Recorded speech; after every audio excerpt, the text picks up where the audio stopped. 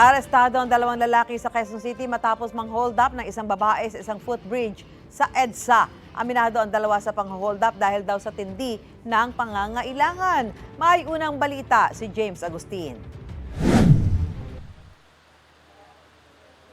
Dinala sa police station ang magkaibigang ito na naaresto matapos mang-hold up sa footbridge sa EDSA sa Barangay Philam, Quezon City. Ayon sa pulisya, galing sa trabaho at pauwi na ang 28 anyos na babaeng biktima nang lapitan ng mga sospek. Ginitgit siya ng dalawang lalaki. Yung isa, tumutok daw sa kanya ng parang patalim, kutsilyo, na nagdeklara ng hold up. Yung isang katabi pa naman niya na nasa kabilang side ng katawan niya, siya po yung kumuha ng cellphone niya.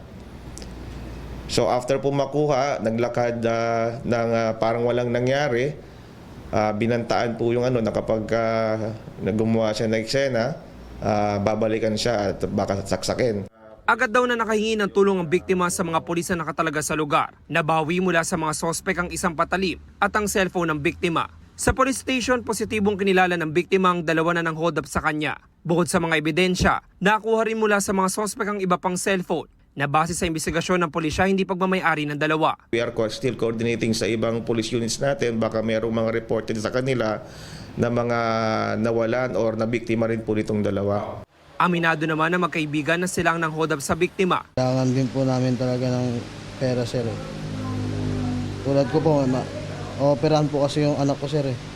Wala bang ibang mapagkakakitaan na mas Di po kasi sapat yung kinikita ko, sir, sa pagtitinda ng sapatos.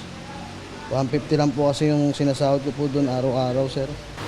Pero ikaw tumutok ng patalim doon sa biktima? Apo. Wala po talaga kami. Kaya po namin nagawa yun. Kaya kinuha ko lang po yung cellphone niya. Ano gagawin sa cellphone?